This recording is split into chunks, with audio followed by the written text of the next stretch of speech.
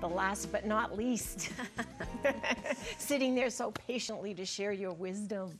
But you're going to be addressing sellers because they've come off, oh, talk about hardy time. The past 10 years have been very good to sellers. Yes, they have.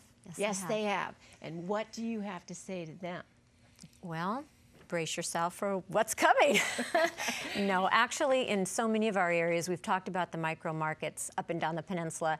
And so there are these wonderful key pockets. When you talk location, when you've bought wisely, there's no problem. No matter what the market is, whether we're a buyer's market or a seller's market, those properties will always do very well. And the key is always price.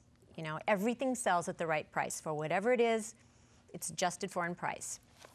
Whether it's condition, functional obsolescence, location, size of the yard, whatever it is, everything sells at the right price.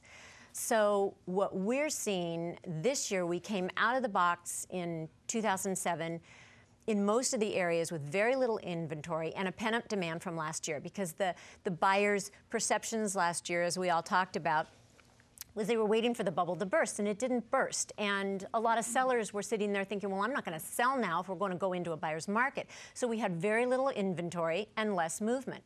But everybody can only stay still for so long, and then you have to get on with your life. So the buyers entering the market now have waited, and they're tired of waiting. And they know that interest rates are still really good, and even though there's a lot of inventory, they're keying in on the properties that they want, okay? So for the sellers, how you position your house in the market becomes very, very critical. It isn't just price. It's marketing is always a very strong element here, because that's part of positioning your house in the market. How you appear with the other listings that are around you. The condition of your house, because we have what I perceive as the buyers are buying in two different directions strongly, the majority of the buyers. They're either buying something that's absolutely perfect turnkey, no deferred maintenance, they can move right in, 2 incomes, busy people, financing to the max, can't afford fixing, that sells at a premium. So if you don't have that product, what you do to handle your deferred maintenance, you're sprucing up, you're decluttering, fixing your yard, staging your house, can really show it in its best light. The other product that the buyers are leaning towards is what we would call a fixer-upper. So this would be a house that has tremendous amount of deferred maintenance or is original in its condition. Other things like that, why are the buyers attracted to that? Because they perceive they're getting a really good deal. And I say perceive because a lot of times once they get in, they start taking things apart and they're opening cans of worms, and the dollar amount just goes sky high. So the house that's in the middle, the house that's left with maybe shag carpets, wallpaper, older paint, you know, maybe a rock garden out in front, you know, these things that are kind of obsolete, but they're really cosmetic. Those are the houses that sit. Those are the ones that get very little attention. They actually are the best buys, ultimately.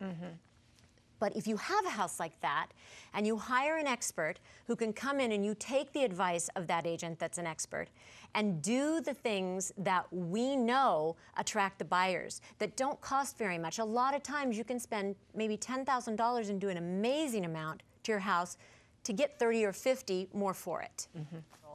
Okay, remodel. Elements of a sale, Justine, very critical, and you have them mapped out on your slides. You start out with the pricing, the timing, the terms, and then what's most important to you as a seller. Delve into a couple of those. Well, I think when you're determining what your goals are, first you have to really look at what you're trying to accomplish.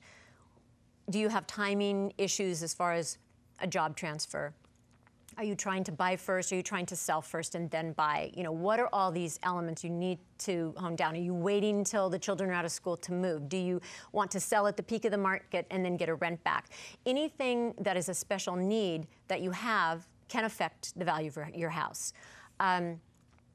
When we set a list price based on location and terms and the condition of the house and all of these things based on a fair market value, we position the house in the market. But when a seller says, well, I also need to stay in here, I want to close in 2 weeks, but I want to stay here for 60 days, all right?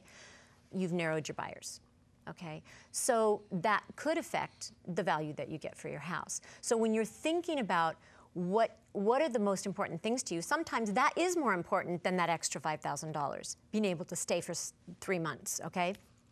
So when you're discussing these things, you really need to know what your goals are so that you can map it out clearly. Because I always try to position a seller, we're shooting to get on at the best time for them. Least inventory, most buyers, okay? There are certain times of the year, because our market's cyclical, that occurs. But it doesn't fit everybody's time frames. So if you happen to go on the market when there's a peak, and of course, sometimes we don't even know it. You can think the inventory is really low, and the week you put this house on, 3 more come on just like it, and all of a sudden, you've shot yourself in the foot. So now you have to back up a little bit, and that's where marketing becomes so critical. So, you know, these are all really key elements when you're choosing price and what your goals are. Thank you. I want to thank all of you. You are just fabulous. I've learned a lot from you, and as my friend Jackie would say, you're absolutely brilliant.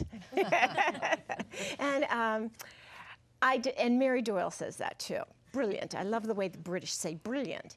But you were. And I'm sure that the listeners and I know the audience has thoroughly enjoyed hearing what you had to share with them. And again, Bobbi Decker, Real Estate with Bobbi Decker is about educating you and sharing this kind of knowledge so that you don't listen to the hype, you don't make the mistakes that you will spend years and years and years trying to correct.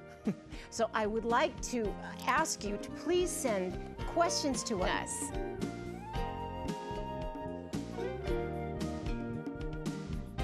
Thank you for joining us for the Changing Real Estate Market 2007.